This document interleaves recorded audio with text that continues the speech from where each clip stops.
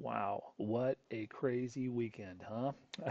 So I'm not going to discuss that because I think enough people have already discussed what went on this weekend. I don't think I need to get into that and add even more to the conversation. There's enough being said right now. We're here to discuss markets, and I haven't done a lot of public stuff lately, so I'm going to kind of get back to that. And can't imagine a better time to do that than post pre-assassination attempt, and that's again the only thing I'm going to mention on that. So thank you very much for joining me. My name is Red Baron. If you guys have never been with me before, I'm from the unfairadvantage.chat. That's our crypto group. You're welcome to join us and just simply go to the unfairadvantage.chat and just sign up and we have some free rooms. And if you'd like to get into my VIP area where I do daily predictions, calls, and commentary, you can do that by joining VIP Gold, Platinum, Platinum Pro, or if you're a big high roller, you can join my Diamond group. And if you'd like to know more about that, just simply get into the unfairadvantage.chat and ask, how can I get into the daily calls? And all the stuff that he hasn't been doing on YouTube publicly for a long time. All right, so let's go ahead and take a look and see what's going on here. So, Bitcoin. Well, I showed you a little bit of a zone here that I kind of expected. Now, we bumped out of it this morning here. I will still call it Monday morning because it's 11 o'clock. We haven't crossed the noon threshold here in Midwest time.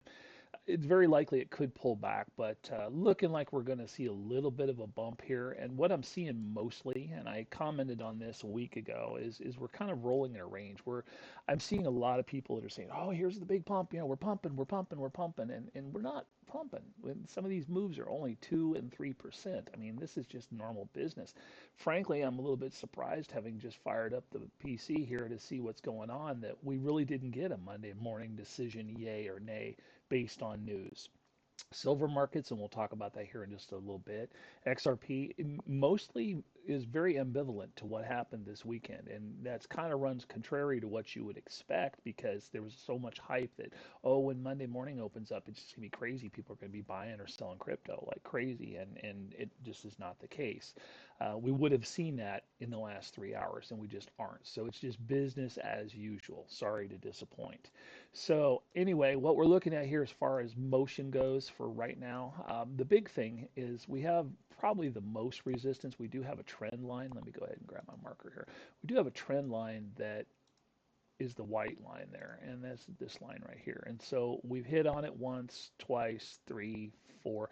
So I firmly expect Anubis, which is our AI-powered bot, is predicting we're going to be probably striking that here at the 70, we'll just call it 70,500 mark.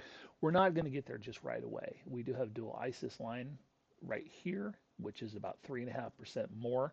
The Keltner line is right here. So I would predict for today probably getting in about that area there. And so that's why I had the arrow that I was showing everybody in the group earlier.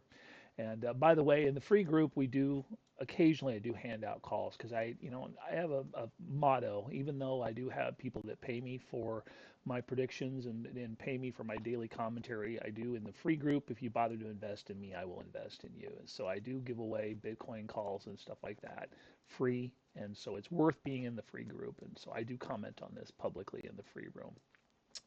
And I had mentioned yesterday that this is likely where we're going to go, and so I would not be at all surprised to see us come up here, probably 3, 4, 5%, probably no higher than this for the day, but likely in the three range. So this is not really sparking and setting the world on fire here, but we're just slowly and methodically moving up a little bit. If you want to go ahead and look at TA, you can look at it this direction, which doesn't really tell a whole lot, but we are in a cup formation, and I only expect to run at 50% of that move, which indeed is right there. So TA would put you almost striking that white line and that purple dot right there. So everything lines up, everything fits. It's just simply a matter of waiting. So not a lot of money to be made in Bitcoin. It's just doing its thing here. So let's go ahead and pull down XRP. I'll talk a little bit about what's been going on here. What you see, I'll tell you, this is a personal trade, actually, is what I'm going to talk about. And so what you're seeing on the left is XRP. What you're seeing on the right is silver. I've been watching both the silver and XRP markets. I'm a large XRP investor. Well, some of you guys have been with me for a while know that. And also got a fair amount of silver. Silver is doing pretty commendable lately. But I think there's room to grow. I think that obviously you want to put your money where it moves the fastest. And I've got enough silver. I'm not worried about Armageddon and funding. Going out and being able to buy anything on silver. I've got plenty of that, thanks. So what I'm concerned about is what's going to be happening here in the very, very near future with XRP. Have been expecting a drop on XRP, and I know a lot of you guys that are XRP Max users are going, he's insane, it's never going to happen.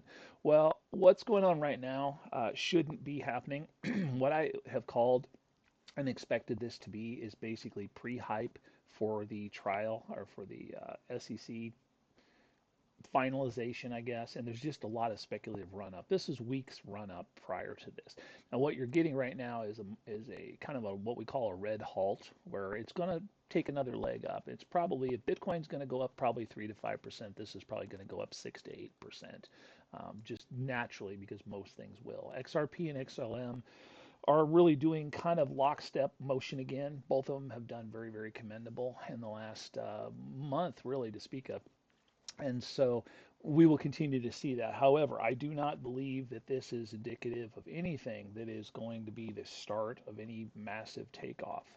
To bring everybody up to speed publicly, what I've been telling the group for a good long time is I think that we're going to see a massive downturn in the fall for all markets. So that's stocks, bonds, houses, crypto, everything. It is really probably nothing to speculate that we're going to see a market crash at some point in time. Now, I've speculated that they're going to wait post-election and then just go with the nuclear option because basically they got to keep the house of cards standing until after the election or not election. And so it would be reasonable to believe that things will plot around. The stock market will continue to look like the greatest investment since sliced bread until probably in the elections. And then after the elections, when either he quote unquote wins the presidency, and I'm talking about Biden, or Trump wins and they won't let him have it or whatever, the election discussion for the most part, other than sniveling about who really won, will be over, and there's no more ground to cover. There's no more position to be protected there, and it's simply a matter of debating the results. And so at that point in time, they're free to go ahead and tank markets because who do you blame? Well, either you're a lame duck president that's not trying to get elected for the third time, who really doesn't give a rip because his legacy is what it is, or you're dumping your bags on the next president and helping he'll clean up the mess or leaving him with the mess to clean up. So it makes all the sense in the world that they're going to dump these markets probably late fall, early winter. And so you can pretty much take that to the bank and come back and revisit and say, oh my God, he told me. It just makes common sense. Why would they want to tank the markets pre-election? So I think we've got a little bit of air left in the tires for that. Now, to get back to XRP, why are we running right now? When XRP is pretty much tied to the CBDCs. I won't get into that if you guys don't understand how that connection is made. Just simply understand that XRP will be the underlying financial gas, as it were, to anything that involves money for the most part. Too soon, too much too soon right now. So this is a speculative pump. And when it gets to the point where people realize that, well, this isn't going to be it, thought this was going to be it again, and it's not, all the air will start to leave the room and it will start to go down and down and down. And we will start to see prices of 25 to 30 cents, right in that range, fairly soon. It's not going to be too hard to get there, and then much lower after that. So the trade that you're looking at here, the goal, the short-term goal, is what I want to do is I was waiting for silver to hit a certain mark, and my marks.